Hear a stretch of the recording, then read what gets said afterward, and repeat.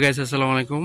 আছে কিন্তু Madhutila eco park, যেটা নালিতাবাড়ি শেরপুরে। আমি সেই শেরপুরের মধুটিলা ইকো পার্কের সামনে আছি। এখান দিয়ে মধুটিলা ইকো পার্ক। আর আমি যদি দেখাই আমার পিছন সাইড, এদিক দিয়ে 1 কিলোমিটার সামনেই মধুটিলা। ভোর 4টা বাজে, আল্লাহর নাম নিয়ে বাসা থেকে বের হই। এখনও ফজরের আজান হয়নি। ভোর হয়ে সকাল হতে হতে চলে যাব ঢাকার কাছাকাছি। ওখান থেকে আমার সাথে যোগ হবেন হিমেল, যাহাকে নিয়ে আমার ট্রাভেল ভিডিও বানানোর শুরুটা হয়েছিল। আসলে আমি তাহার সাথে ট্যুর দিতে পেরে অনেক হ্যাপি ফিল করছি। সকালের অসম্ভব সুন্দর পরিবেশের সাথে ঢাকা ভাঙ্গা এক্সপ্রেসওয়ের এই বাহারি রঙের ফুল যে কারো মন কেড়ে নেবে। তাই তো আপনাদের জন্য খুব সুন্দর একটা বাহারি রঙের ফুলের একটা ভিডিও। ইতিমধ্যে চলে আসলাম পদ্মা টোল প্লাজায়। এখনও সকাল 6টা বাজেনি, আর আমি আছি এই মুহূর্তে ঢাকার কাছাকাছি, মানে আবদুল্লাপুর ক্রস করতেছি। চলে আসলাম আগারগাঁও, আর এখান থেকেই আমার জন্য অপেক্ষা করছে হিমেল ভাইয়া। তাকে নিয়ে এবার চলে আসলাম দিয়াবাড়ির দিকে। মিরপুর থেকে মেট্রো রেলের নিচ দিয়ে উত্তরা হয়ে সরাসরি উঠব উত্তরার হাউস বিল্ডিং। এই সড়কটা কয়েকদিন আগেই সম্পূর্ণ হয়েছে। আমরা যাচ্ছি আবদুল্লাপুর হয়ে গাজীপুর দিয়ে ময়মনসিংহ সড়ক ধরে। চাইলে গাজীপুরের কালিয়াকৈর হয়ে টাঙ্গাইলের মধুপুর হয়ে জামালপুর দিয়ে শেরপুরের এই নালিতাবাড়ি যাওয়া যায়। ঢাকা থেকে বাসযোগে আসতে হলে মহাখালী বাসস্ট্যান্ড থেকে শেরপুরের কোচে উঠতে পারেন। এতে 6 থেকে 800 টাকা ভাড়া পড়বে। তবে সরাসরি শেরপুরের গাড়ির সংখ্যা খুবই কম, সেক্ষেত্রে আপনাকে আগেভাগে জেনে আসাটাই ভালো। ময়মনসিংহের ভালুকায় কংসপুর হোটেল নামে একটা রেস্টুরেন্ট, এখানে সকালে নাস্তার জন্য দাঁড়াইছি। দেখি ভিতরে কি নাস্তা পাওয়া যায়।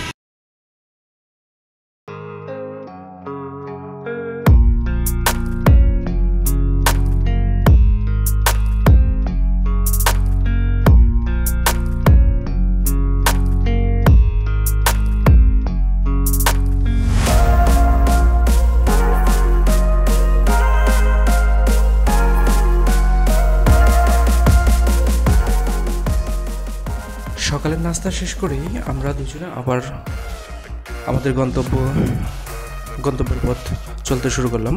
আমরা ময়মনসিংহ শহর অনেক আগেই ক্রস করছি।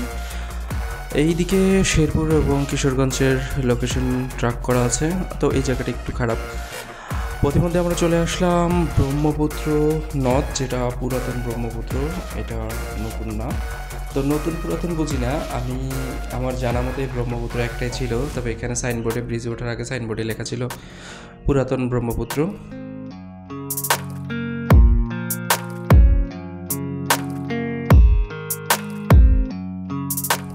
শেরপুর জেলা থেকে 30 কিলোমিটার দূরে নালিতাবাড়ি উপজেলার পোড়াগাঁওয়ের পরিবেশ ও বন মন্ত্রণালয়ের অধীনে সরকারিভাবে মধুটিলা ইকো পার্ক এর অবস্থান।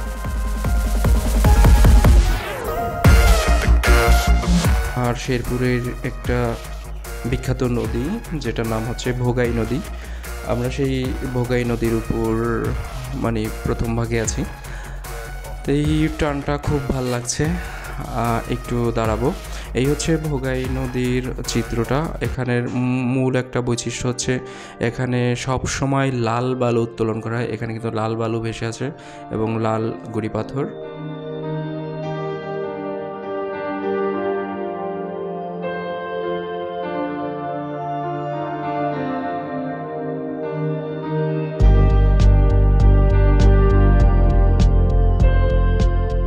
আমাদের আমরা প্রথমে যাব নালিতাবাড়ি।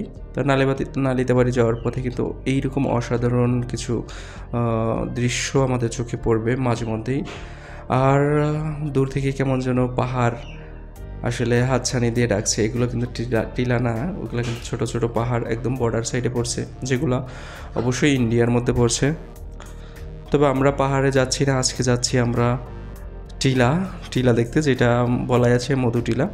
তো যাবার পথে এরকম কিন্তু কয়েকটা জায়গায় পড়বে যে দেখতে মনে হবে যে পাহাড়ের মধ্য দিয়ে রাস্তা, আর সামনে দেখতেছেন যে ছোট ছোট টিলা আছে, যা কাছাকাছি গেলে মনে হবে ছোটোখাটো পাহাড়।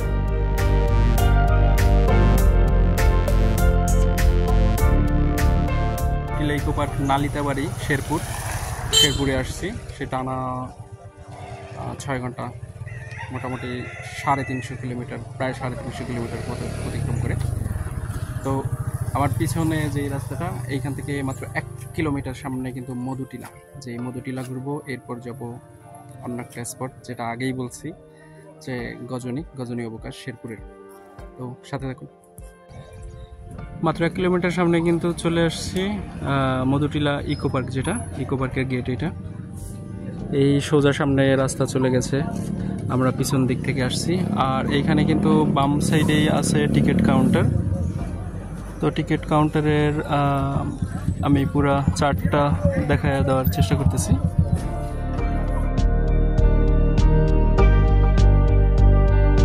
মধুটিলা ইকো পার্কের যে এন্ট্রি ফি, সেটা এখানে দেওয়া আছে। তো আমরা 2 জন এবং মোটর বাইক সহ, এখানে যদিও লেখা আছে জনপ্রতি 100 টাকা এবং বাইক 200 টাকা, টোটাল 300 টাকা হয়। 150 টাকা দিয়ে টোটাল 150 টাকায় উঠেছি।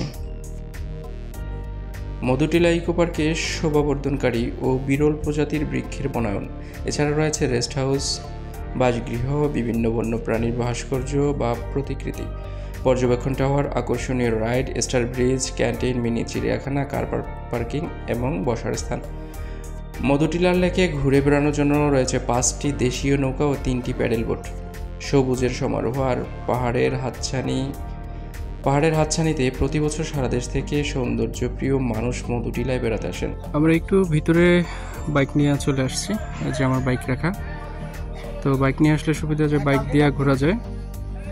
এখানে একটা রেস্ট হাউস আছে, আর এখান দিয়া পিছনে একটা সিঁড়ি আছে, আমি একটু সামনে দিয়ে দেখাই।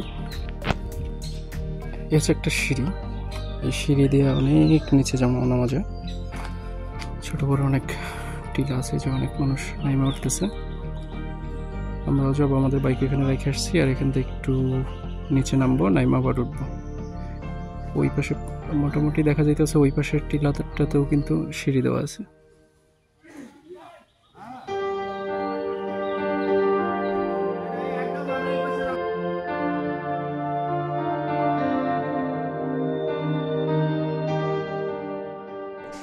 মধুটিলা ইকো পার্কের খুব কাছেই রয়েছে গজনী অবকাশ কেন্দ্র। হাতে সময় থাকলে সেখান থেকেও ঘুরে আসতে পারেন। আমাদের পরবর্তী ভিডিও গজনী অবকাশে চোখ রাখতে পারেন।